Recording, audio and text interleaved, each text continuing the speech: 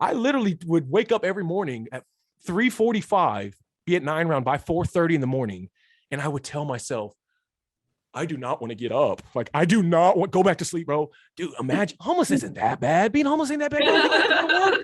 You're chilling. Like, you had a free schedule. Like, all of those excuses, just the justifications for the procrastination. Every morning I had to fight it. Every morning there was this fork in the road where I told myself, you could find a way to call in and not get fired, or it's stop being a lazy, selfish POS, get up and be better.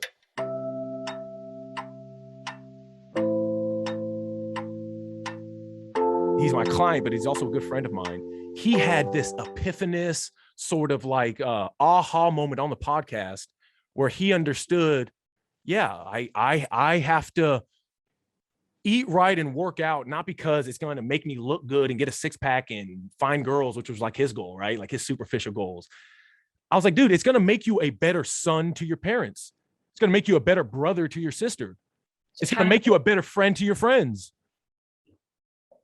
Yeah, that accountability is like something that is like, it almost turns into like a value, or like a, for lack of a better word, you know, it like instills something in yourself that keeps you consistent. Not if you're you can't be consistent with other people if you're not consistent with yourself. It's the same. I mean, when embarking on any friendship, relationship, anything, it's how can I give from a place of scarcity? Exactly. Place of lack. Right. So I have to first myself. Yep. I have to first myself find value, and let's just say a substantial level of provision that I can then provide to other people if I can't provide it for myself. Exactly. You have to fill your cup up. Yep. Fill your cup up. I like it. Yeah. Before you can go there. But that's, you were talking about, you said something that I was like, they said that in the book about your goals being like clear, like being made clear, how you didn't have like a clear set of like a defined goal. Yeah. Right, and that's right. that we read that like Eat That Frog book. And that's what he talks about. He stresses it so much. He's like, if you don't know what you're doing, then how can you do it? Like you have to sit down and you have to be like, okay, what do I want to do exactly? Like not like generally, like I want to be fit. It's like, what does that mean? How many times are you going to the gym? What's your diet going to look like? Like what exercises are you going to do? Because if you don't get clear and like concise about exactly what you want to do, then you're kind of just like floating around, which makes it easier to just kind of like be like, well, I don't even really know what I'm doing anyway. So like, why not just like not go or not? It leaves that foot in the door. It leaves that foot in the door, that excuse of uncertainty because you yourself weren't fully committed. And you aren't fully committed a lot of times. You don't know your goal to the clearest understanding because you don't want to commit to it. Because a lot of the times when people commit to that goal, the fear of failing usurps and overwhelms them from even starting or trying to be consistent with that goal. Yeah. And I feel like people like are a little hard on themselves. Like once you make that goal and you have to make some adjustments or something like that, I feel like that's okay. Like not like backing out of it, but just being like, okay, this isn't really working for my schedule or whatever the situation is. You know, as a beginner, sometimes you have to hold yourself accountable. I get that. But like being like, okay, I can't go to the gym 7 days a week. It's just not happening. So instead of like not going at all, be like, okay, let's try 5. Or let's 3, or, you know, like adjust, like be like kind to yourself and understanding, you know, and if it's not like that's too much, then start small and then work your way up. I feel like people are like, well, I said I was going to go 7 days a week and now I failed. They have that all or nothing mindset, which is really holding you back. Ladies, my last podcast, that was like the crux of the entire conversation, which is I told my boy Danny flat out, and this is what I tell a lot of my clients. If you eat right, you should be able to eat dessert every night. And if you work out consistently enough, you are deserving to go out and just indulge and splurge, let's say. You work hard so you can play later. The problem is, me, like you were saying, you get so, and this is what Danny was saying in the podcast the other day, you get so caught up in being perfect that you don't give yourself the room for error to not only be imperfect, but to recalibrate when the imperfection rears its head. And that recalibration is the most important, not getting overwhelmed because you may put too much on your plate, just shaving some of the excess off your plate to digest something that's a little bit more approachable.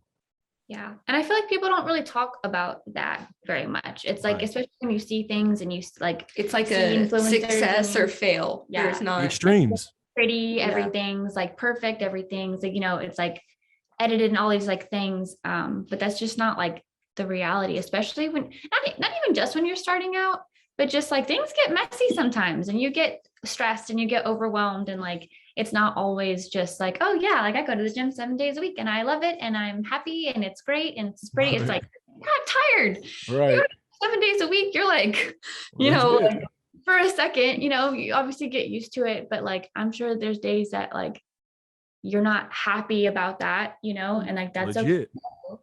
And I think that I haven't heard that aspect of things talked about, especially when like things get big. It's like you just see the pretty side of it. Right. You don't see you see the finished wall and the finished building for what it is, but you don't see each brick being laid down individually. Yeah. And so if you don't see that and we don't talk about it or you don't hear people talking about it, then how do you know, How do you know it's okay to fail? How do you know it's okay to not be perfect?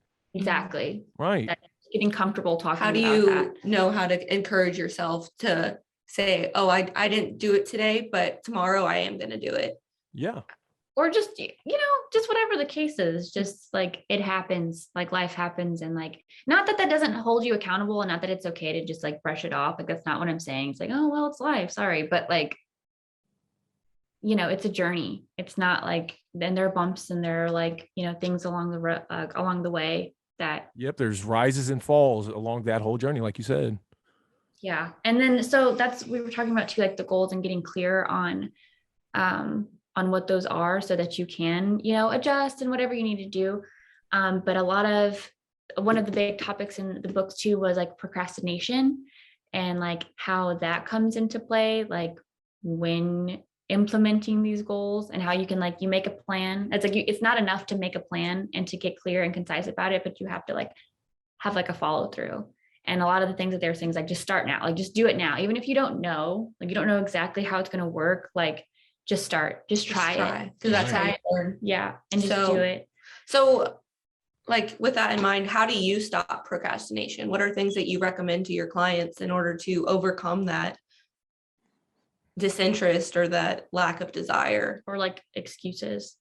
Well, yeah, if you're going to put the word excuse in it, it's the only way to nullify any excuses is to realize that every excuse is just that.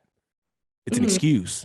Mm-hmm. So when it comes to procrastination comes from, we live in a world where people are so literate. We take for granted what literacy does to people, and it allows them to think a little bit more rationally and a little bit clearer.